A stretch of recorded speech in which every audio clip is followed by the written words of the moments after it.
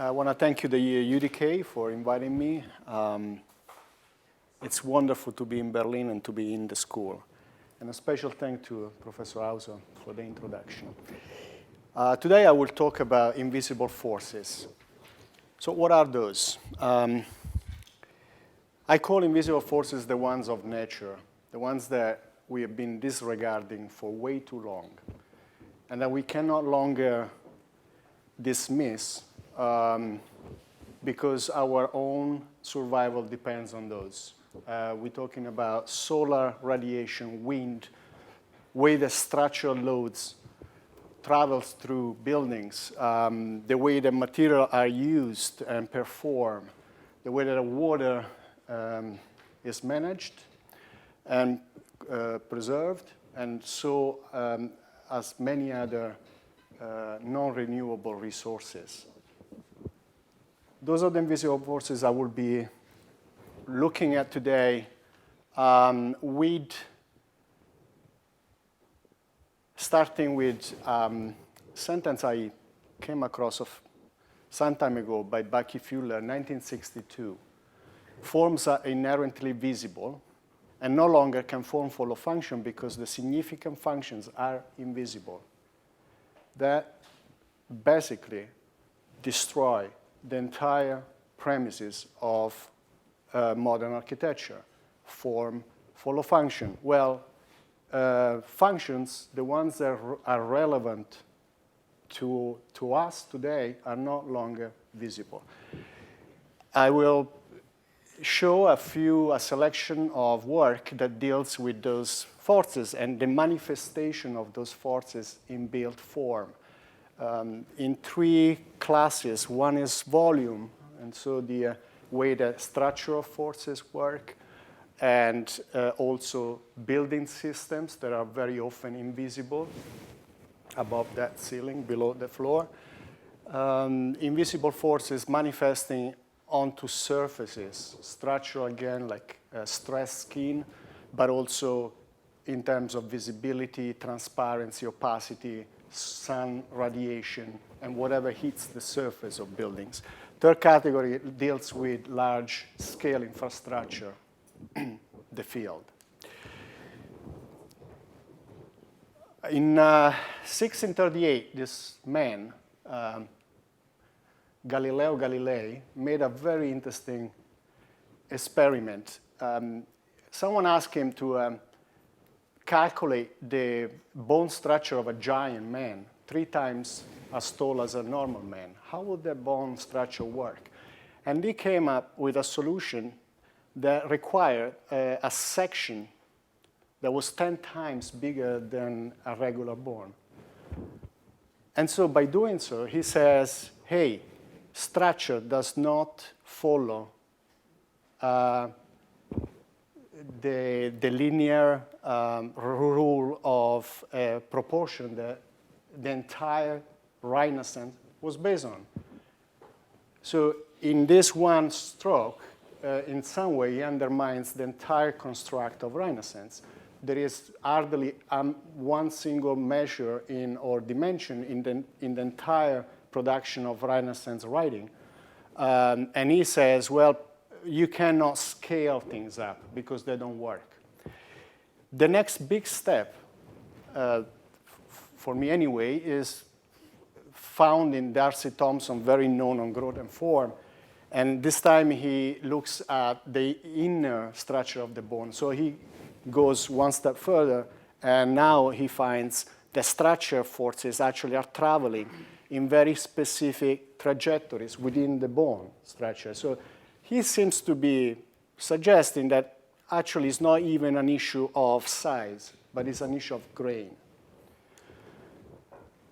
This is the proposal for a Shenzhen Museum of Modern Art in collaboration with OV Arup and partners in Beijing and CCDI, large office in Beijing as well, in Shenzhen.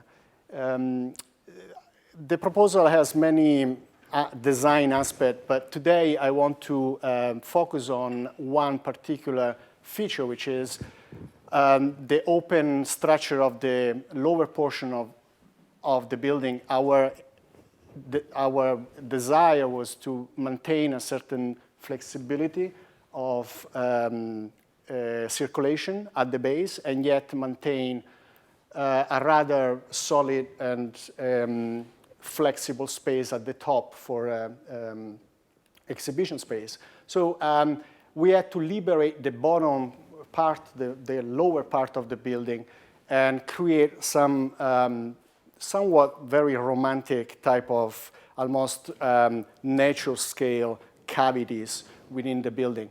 Now, the problem with this was to redirect all the vertical forces to travel horizontally. This is not a new problem. We have seen this resolved in a number of different ways. One for all, the BMW building in Munich that you all know deals with similar issues. Well, the way we approached the problem was in a very low-key, low-tech technique. We're just basically using scissors. And we start pruning the structural grid, just like you would do with a tree. Now, it's interesting. It is interesting because the moment you cut or you prune a branch of a tree, you will see over time that the tree will be redirecting some of those forces or growth in different ways. So it's redistributing, so to speak, the inner impulse to growth in different ways. So we try to, in some way, very intuitive way, if you like, see what would happen if you start cutting and pruning a very regular grid. How would that forces being redirected and redistributed, as if it was almost an intrinsic, spontaneous process. And of course, it's not as intuitive. At some point, the system is translated into a digital model.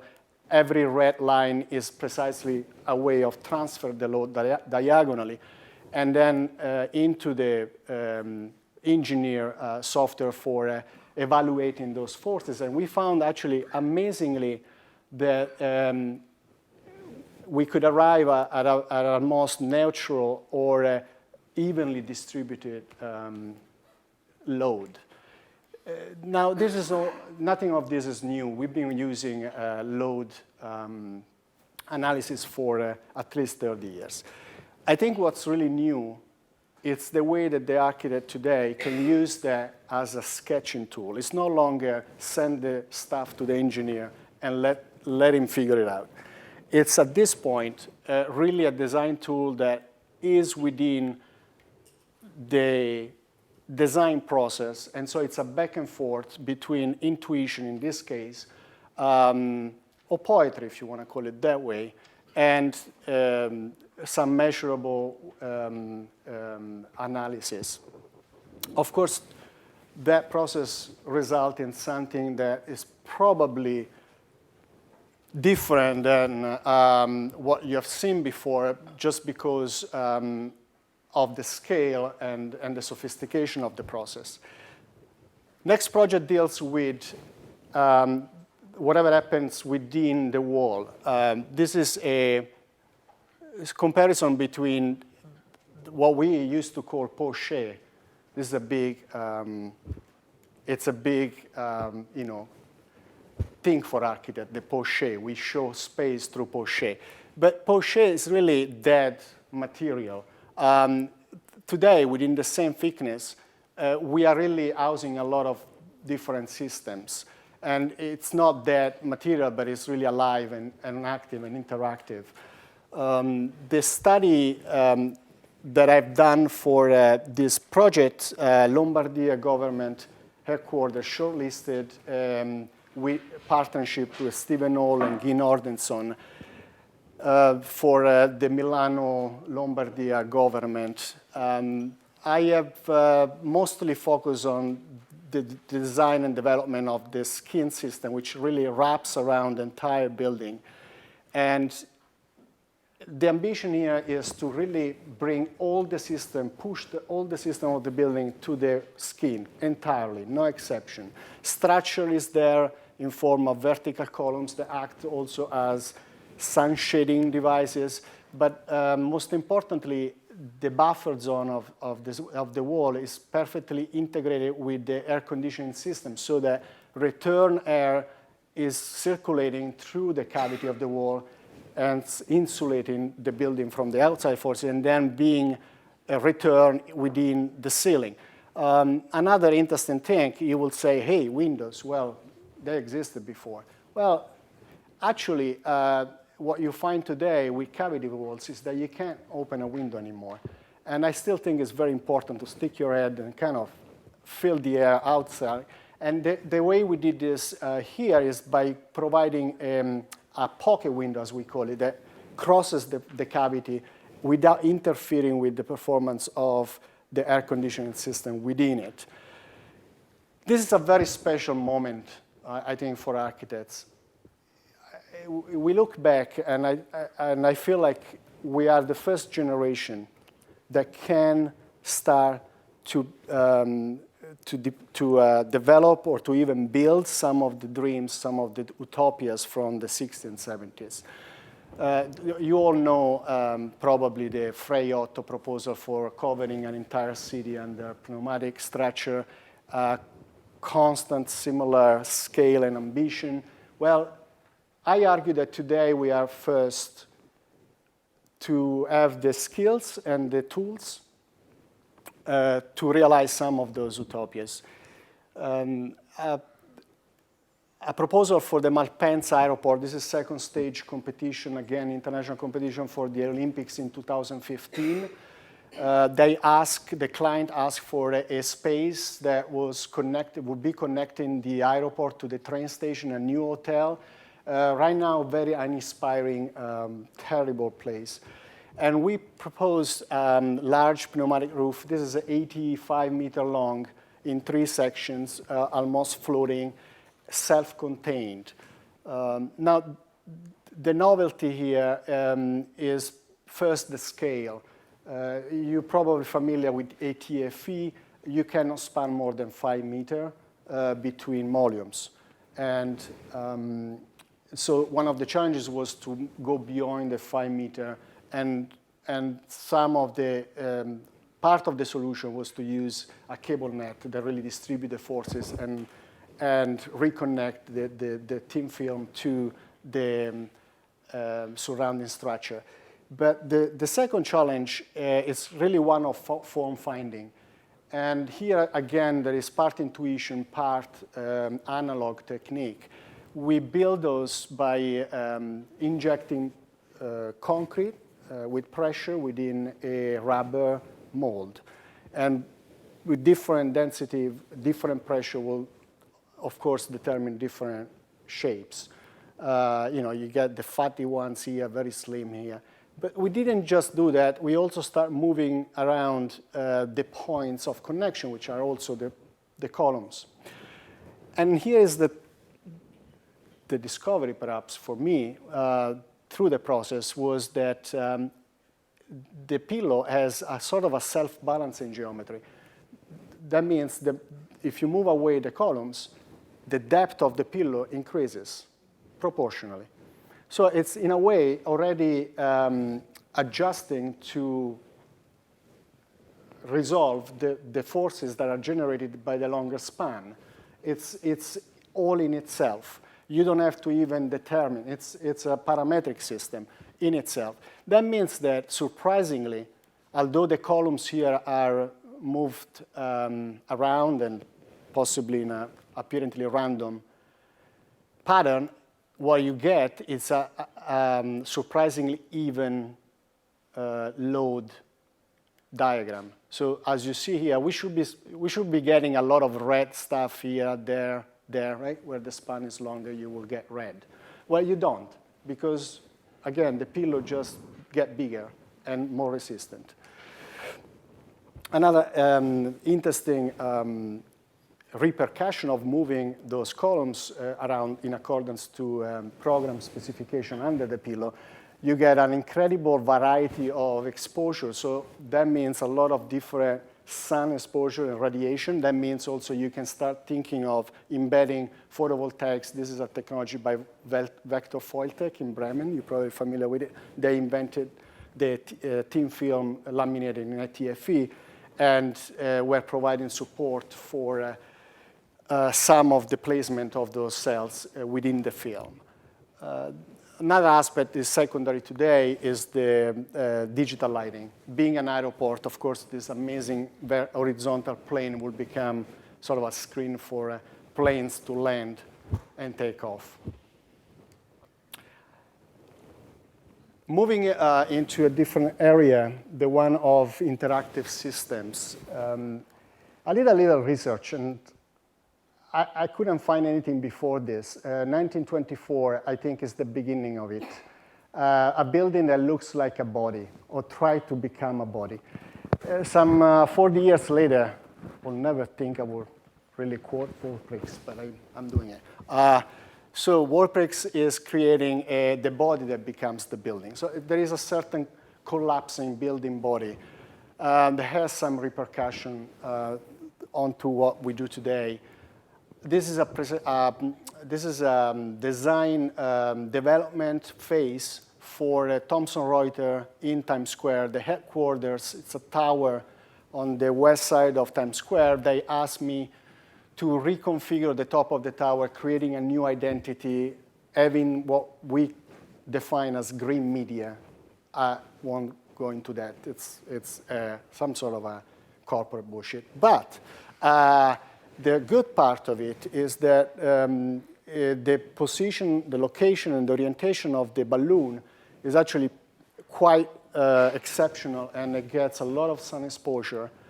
And so we start defining areas where it will be more appropriate or efficient to place photovoltaics, again, laminated into eTFE. So here the ambition is getting the natural phenomena, creating the map, and establishing a one-to-one relationship between phenomena, map, system, correct? So there is no scaling up and down anymore. There is no reduction in complexity. It's one-to-one. There's this much sun, there is a map, there is a system that reflects that map. This logic will be throughout the presentation. Just a very short reflection on the fact that in this case, pressure changes the shape of the building, and you see concave and convex sections.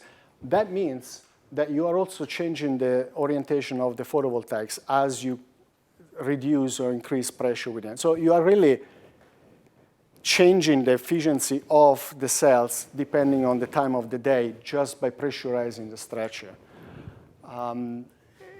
This is a great project, but absolutely nothing happened inside.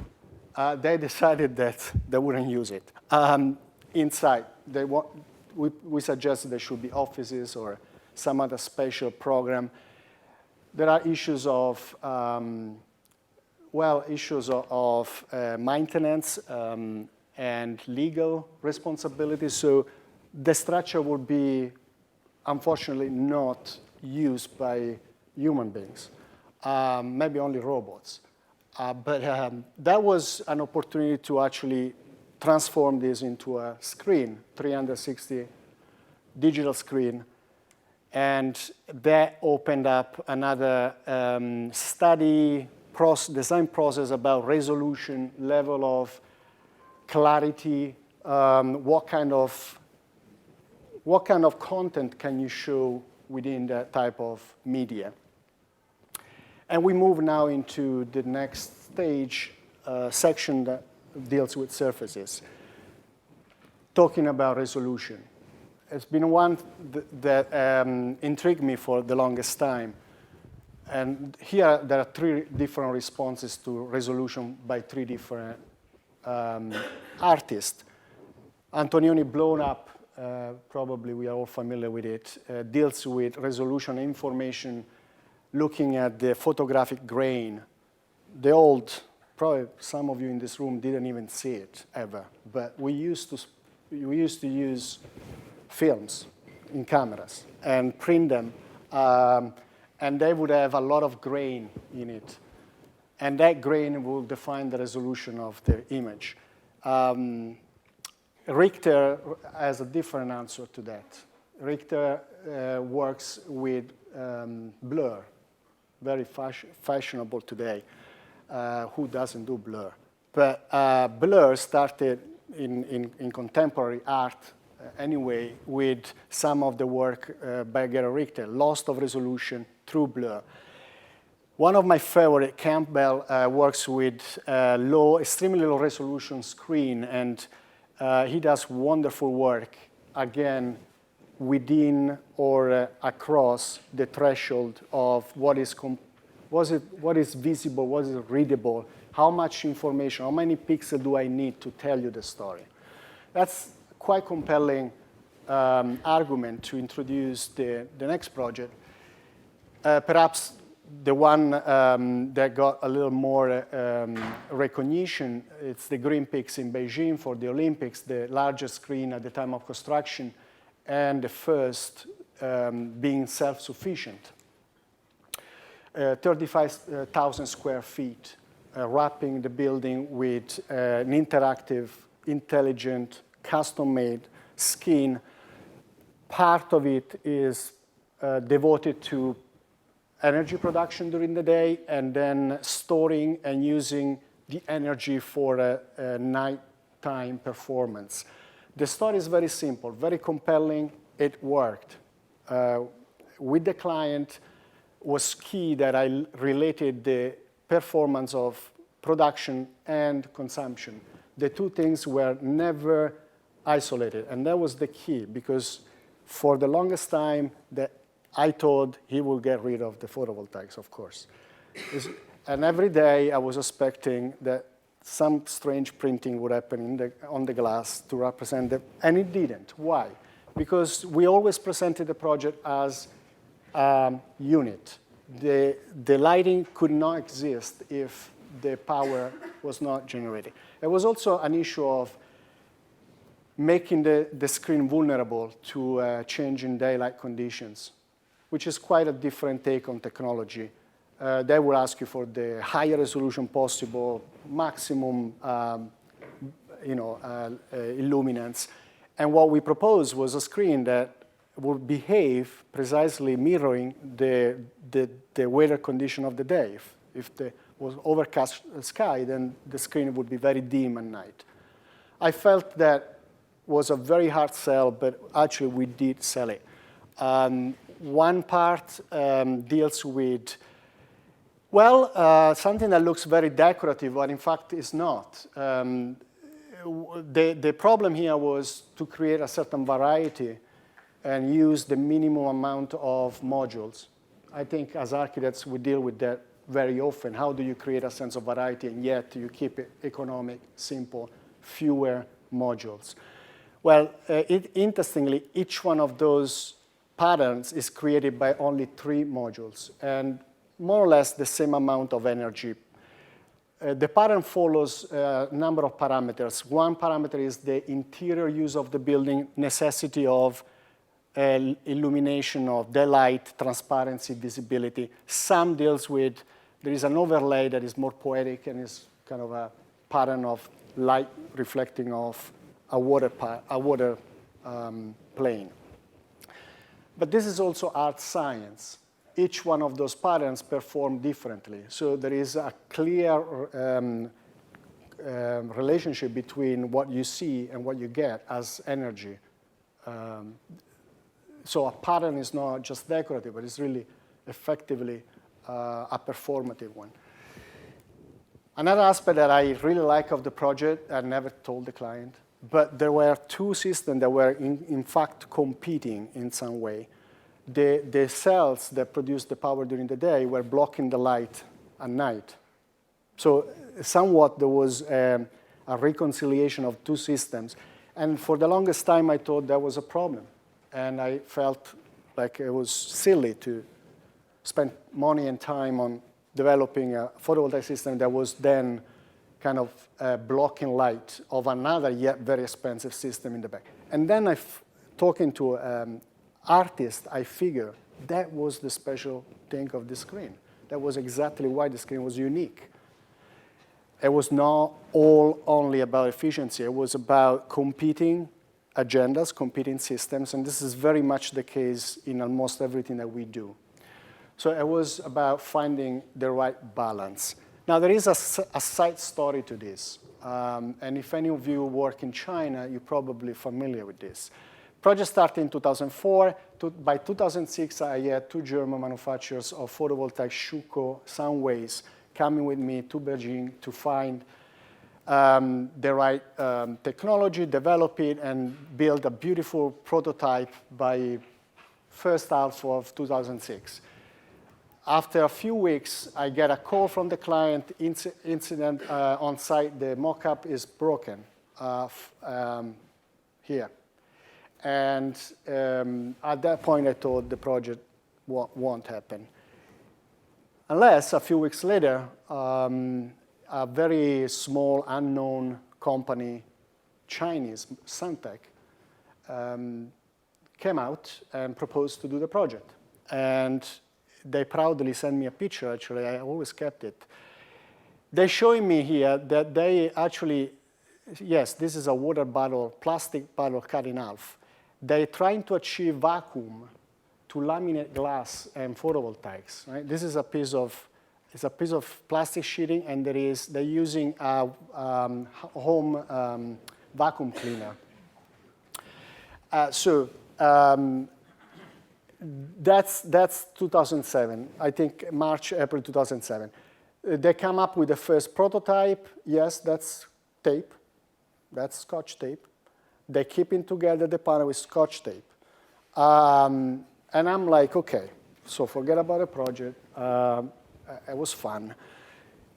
Well, you know the rest of the story. In about 6 months, they get a mock-up that was perfectly acceptable, and by mid-2008, they complete the project successfully.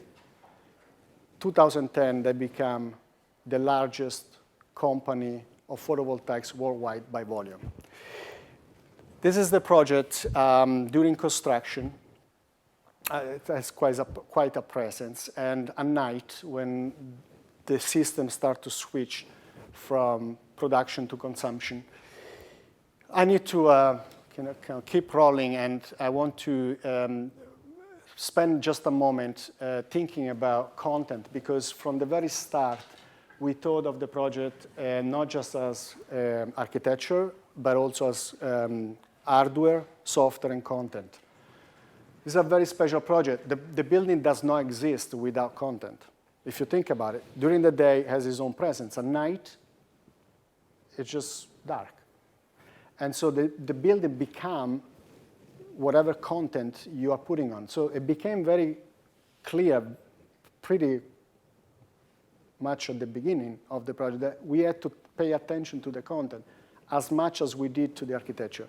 And we invited artists, digital artists, to produce specific content for the building.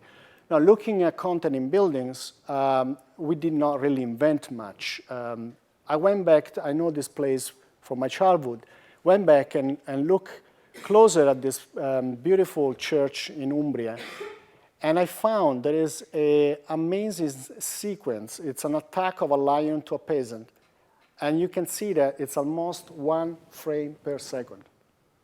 So it's a totally cinematic experience. That's the beginning of content on building facades. I don't know if we can do that, but I have a movie. It's probably not. I'll come back to this. I have a movie of the building in Beijing, but I prefer to move on. We might come back to this. So another part of the project relates to the bridge. The entrance bridge is actually a stressed skin made of 2 centimeter thick aluminum plate. You don't really use that stuff here, but Beijing at the time was perfectly feasible.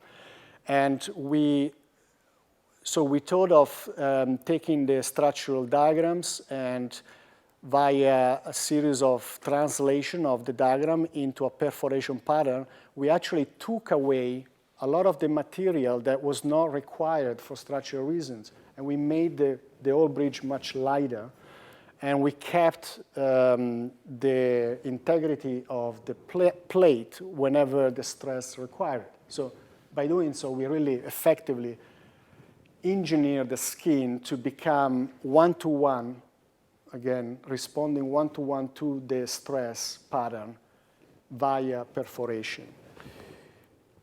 Yet another project south of China, Linyi. This one was delivered construction documents some time ago, and then, just for the record, I shall say that the client lost the land. And so he is now currently looking for a land to place this building on, which is quite disturbing, but whatever. The story I tell tonight is about the skin of the building. It's a quite large skin building, 200-meter long, office tower, hotel, entertainment center, and all the rest that they managed to pack in those buildings down there. But the idea was to create, this time, a different type of invisible forces creating a map. We're talking about the old program. So the program of the building will be literally pushing in and out a surface that we use, a topography that we use to organize the aperture of the skin. So using bands that are really opening and closing as a reflection of the interior program and requirements for daylight and visibility in different time of the day. And that's interesting because the topography becomes the mediating protocol between the program and the geometry. This, of course, is all parametric. So we now have a 3D model, full model of every point, controlling point of the skin. That, and we probably all into parametric design. We have done it hundreds of times, but I'll tell you one thing. I still have to see a parametric process that really helps construction. This is probably just me, but it really always fell short of making the construction easier and making the building better. This is a case where I claim we're probably closer to that goal. There is a parametric model that update in real time because this being China, during the design process, the program changes almost every week. And so it was extremely helpful to have this way of controlling the entire system and having the length and the coordinates of all those points output in Excel sheet at a moment notice. The system is relatively simple. Planters throughout the facade with some metal cable and a mesh that actually has the ability to warp. And so very simply supporting the entire wall. There is of the scale of a forest. I claim that the scale alone really achieve a kind of a microclimate around the building. So effectively really a sort of a new ecology. It's a much smaller project with a lot more technology in it. I was invited by the Cooper Hewitt Design Museum to build this centerpiece for the Design Triennial in 2010. They gave us, this is the museum, Central Park, 92nd and 91st Street, beautiful area. The structure is a 19th century steel and glass. They call it conservatory, and overlooking the park is extraordinary. We turned the conservatory into, again, a system that produces energy through solar panels. This time are integrated into somewhat a more conventional element, but that's the strength of the project because Brise-Soleil are accepted in the building industry, and so we hope that this might become a mainstream product for new construction and retrofitting in existing building. The other side of the of the Louvre has a much higher resolution, more compact, more efficient, less costly than the first Green Peaks. Also, different resolution because of different audience. We are looking toward the room and a museum audience. By the way, this does a lot more. The system allows for visibility that the first Green Peaks didn't really achieve too well. It blocks light, but also allows for some natural light to come into the room. It adjusts to orientation and all the rest. Initially, we thought the system would also have an interactive screen, but then actually we did better. We turned the entire screen into a real-time monitoring the performance of the system itself. So now we are going beyond this, the invisible forces are not yet only the ones that we use for design, but are the ones that we give back in turn as a visible content to the audience of the museum. So the screen is actually displaying its own performance. We have 4 different sensors. This is online, by the way. You can access this anytime and have the actual real-time performance of the system. And 4 different critical points at the battery, transformer, PV, and LED system. You have a real-time measure of how well the system does, because the system has to perform. And the real challenge in this case has been really the manufacturing. First time we had to do it. We have to put the shit together. And this is the first time we figure.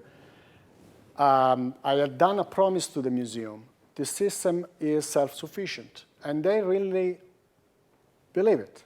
And they really wanted to see it. And you kind of notice a power cord coming out of the system if it's not the case. So they really hold us to that promise. It's been a struggle, and it's been a long process. Manufacturing on one side, this is Parmastalisa North America, who gave us the amazing partner, gave us all the manufacturing facility to build this thing. We then went there, and besides the integration, we did all the programming, the software and the hardware. And then the second part at the museum, such a tiny little project, and yet quite an amount of intelligence behind it. At any given time, you get like 3 different engineers. This guy is Mahadev Raman, who someone in this room knows well, is the principal Arup New York. They all got very passionate. You cannot get them on the phone if you pay for them, but you certainly get them excited with a project of this kind. So Mahadev was the one actually finding the last pieces of the system. He bought a battery online, Home Depot, 3 days before the opening, because we couldn't find what kind of battery. It's really interesting. In a small project like this, you really get to know how much people really knows. I mean, really making it work, connecting it all, and having to depend on that power was quite a challenge, even for the largest engineering company worldwide. This is the system. It's quite striking also, the new and the old. I felt it was really very interesting integration.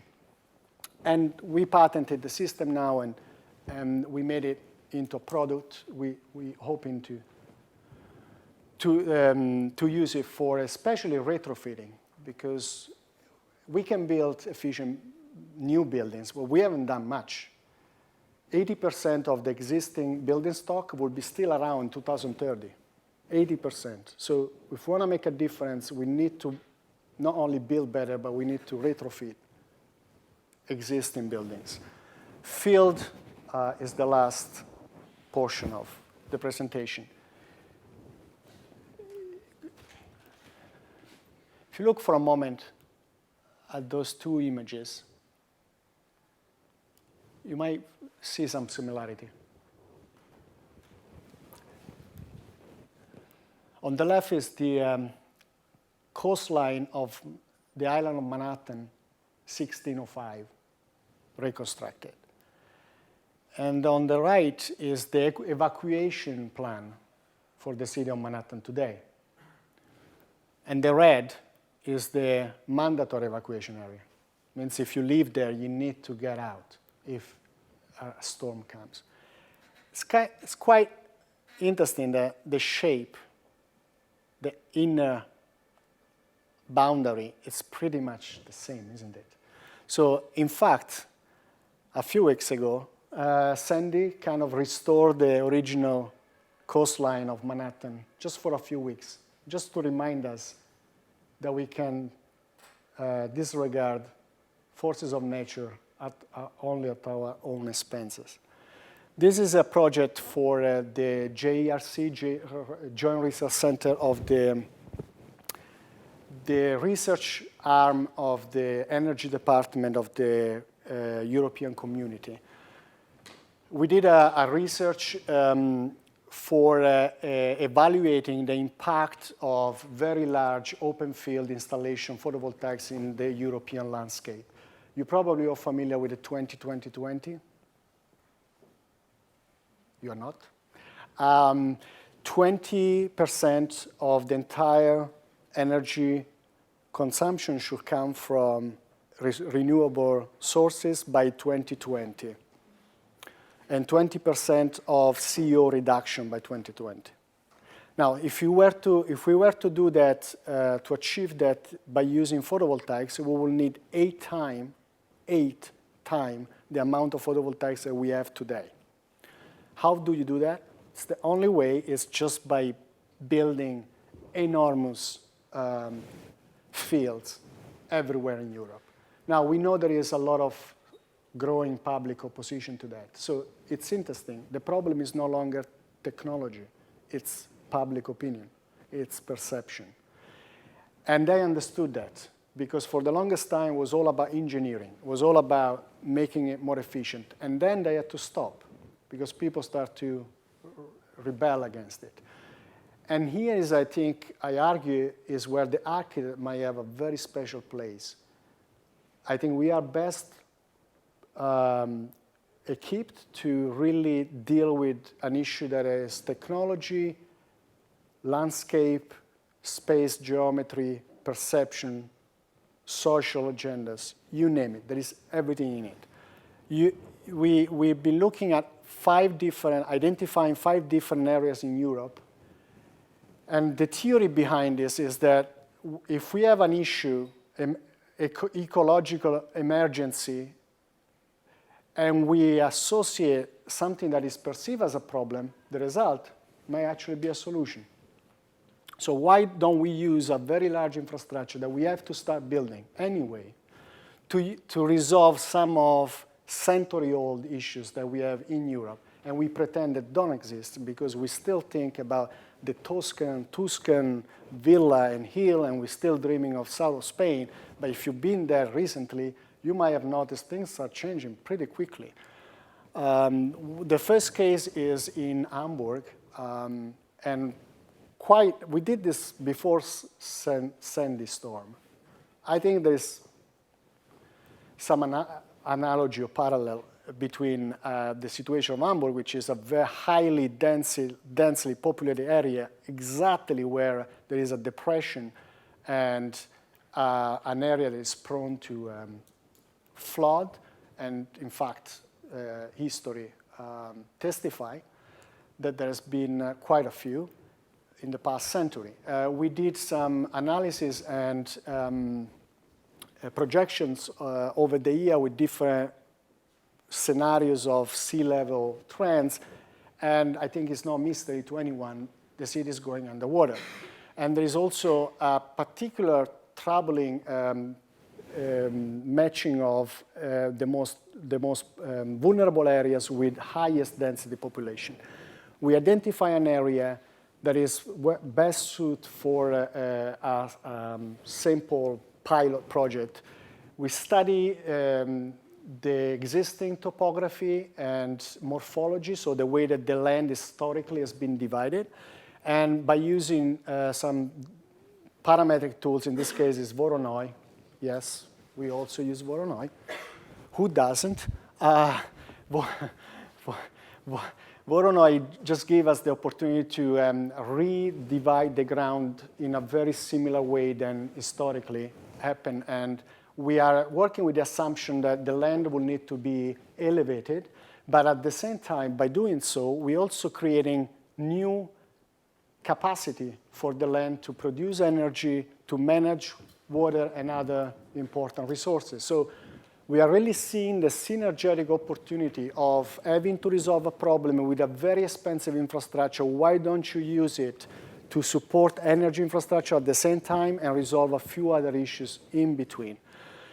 So after identifying properties of each of the cells, this is really a new type of planning. We are redistributing, redividing the land in a different way, and then giving property to each tassel or parcel, and then developing a specific typology that will respond to the specific condition of the tassel. Now, I know you and I would not want to live there, granted, but that was not the point of the research. There is a certain level of optimism and maybe idealism in this exercise, and that was the idea.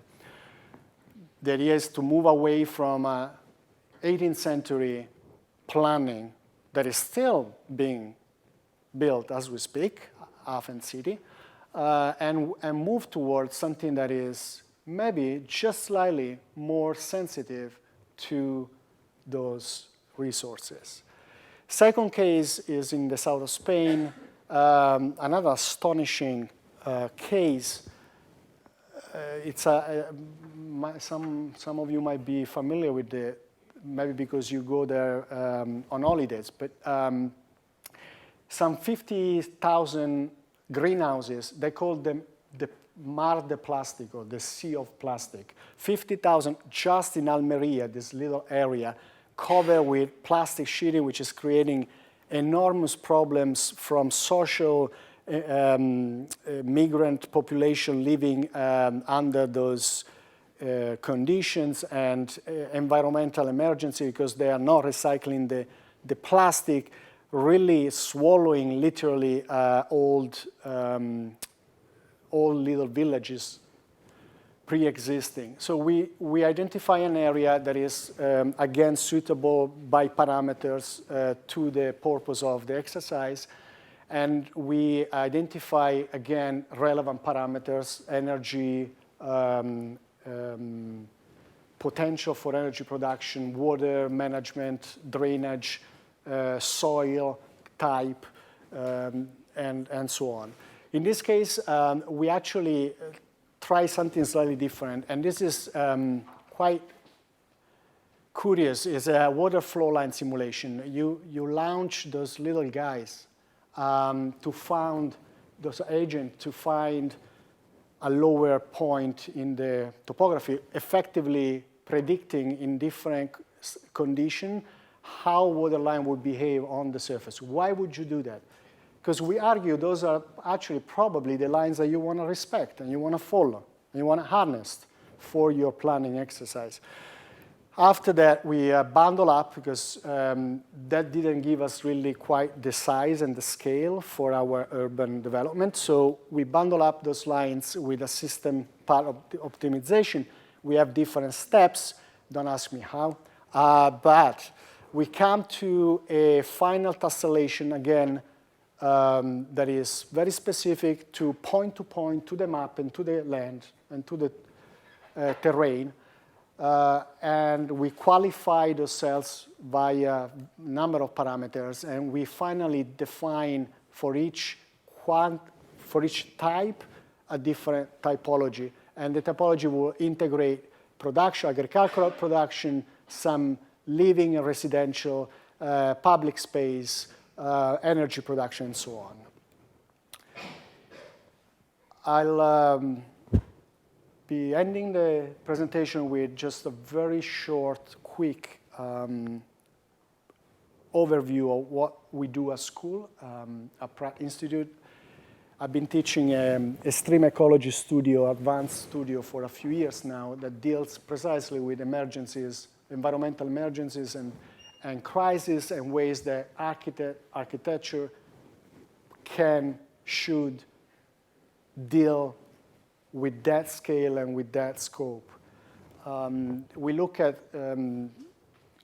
situations such as the algae blooming in the North Sea, the heat island effect, looking at Manhattan under various parameters, and really looking at Manhattan as if it was a natural environment. CO2 emission, heat emission, and so on. Very much like you will do with a forest or a mountain region. We deal with man-made disaster, like mountaintop removal, which is a devastating mining technique that removes entire top of mountains and has incredible repercussions in all the devastation that happen around those mountains in Appalachia, north of New York. Looking at ways of stabilizing the ground. This case, the student develops infrastructure that roots itself and is responding to the gravity of the erosion at that very point. Sediment trap, the estuary of Lena River in Siberia, just a case where a natural environment which is working very well and is extremely important in filtering is actually disappearing. And so the students managed to reconstruct artificially the same logic. And again, it's not the way it looks, it's the way it performs. So there is an ambition here that this system will be actually performing in a very similar way, purifying water and acting as a sediment trap as much as the natural environment does. Mississippi River, a case of disappearing delta land erosion that we have many cases similar to this, the red indicating land that has been lost in the past 1 year. And looking at the morphology of the delta, but also different qualities and different reaction of the ground to pressure, to water, velocity, to salinity, and to a number of other parameters, qualifying and then subdividing again, creating an underlying tessellation that then will allow us to actually move to the architectural scale, to the module, and the module reflecting and responding to the local condition of the tassel, and finally being deployed within the natural terrain. I'm going to end here. Just one last. This is the architect, circa 1970. This is a time, it's a time where, they will wear this white overall and brandishing the pencil as the ultimate tool for redeeming society.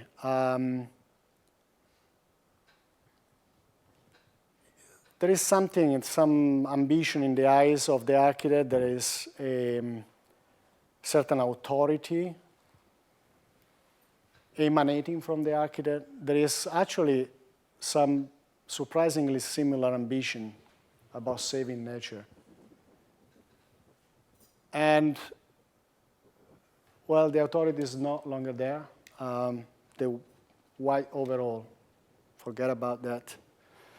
Well, pencil, gone. So I think we are actually really going through a moment of redefining, retooling, redeploying our knowledge. And it's critical that we do this now, or we become completely irrelevant. That's my prediction. Thank you very much.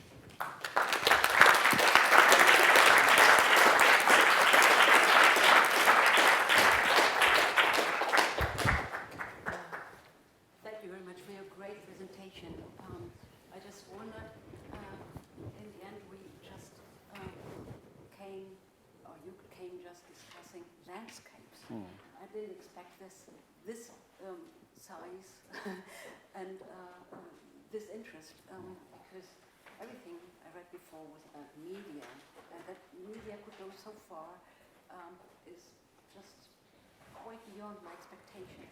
How did it come that you're working about landscapes today? That's interesting.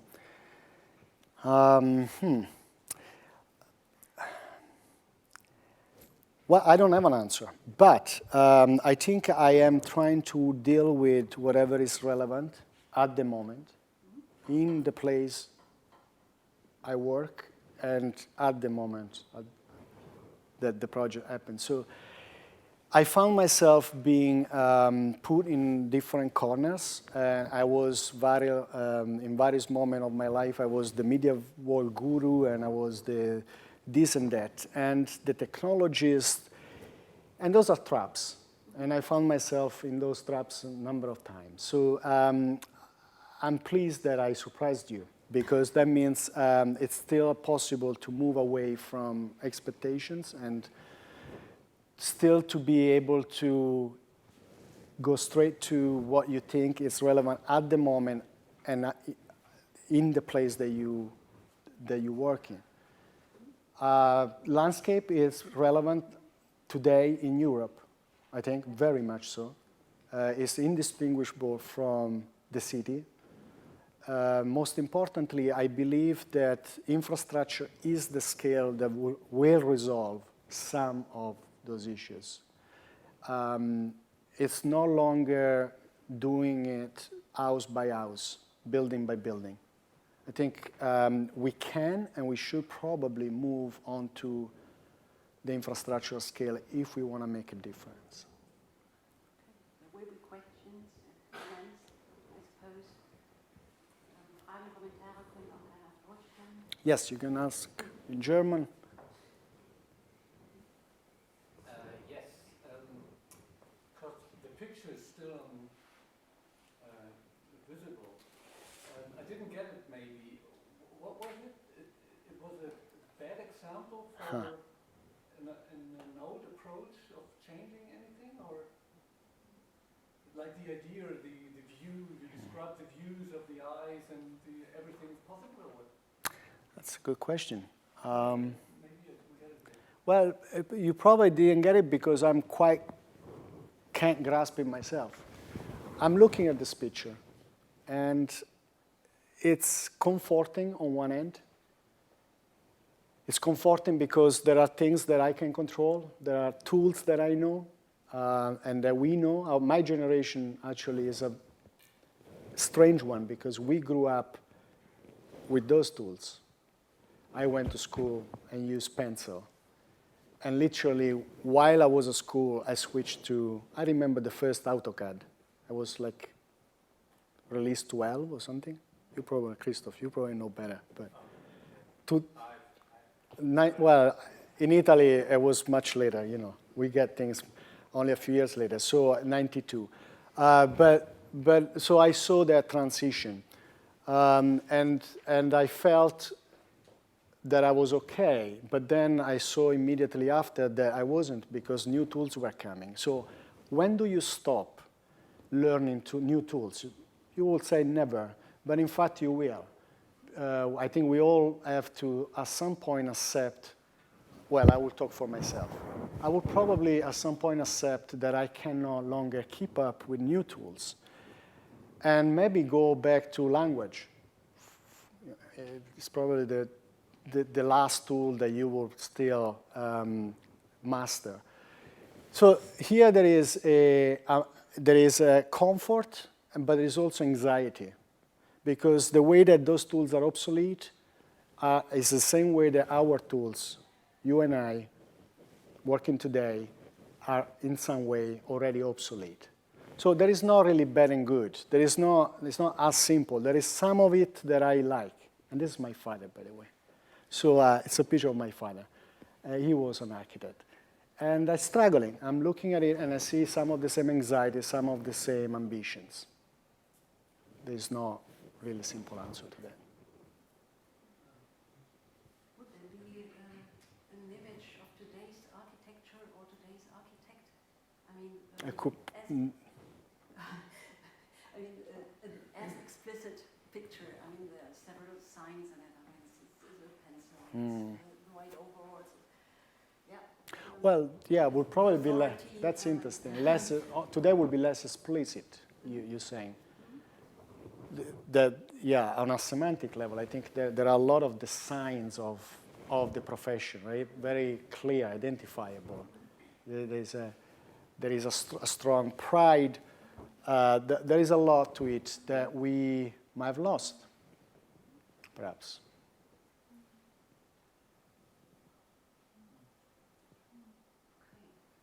Now, this should provoke comments, isn't it? I mean, I'm thinking along the lines you suggested. Simone has been involved with media, and you see this big transition to landscape.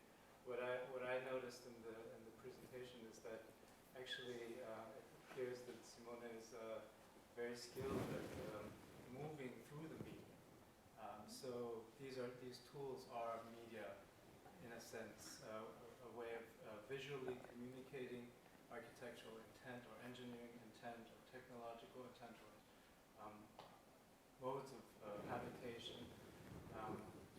And so I think that there isn't a loss of the media, actually. The media is extremely present in your work. And that somehow the landscape or the larger scale infrastructural necessity may also come from the tools that we discover through the use of these tools, these ideas of, you showed us Voronoi, you showed us flow diagrams and so on. You see these tools and you start to question, how can I put them to use?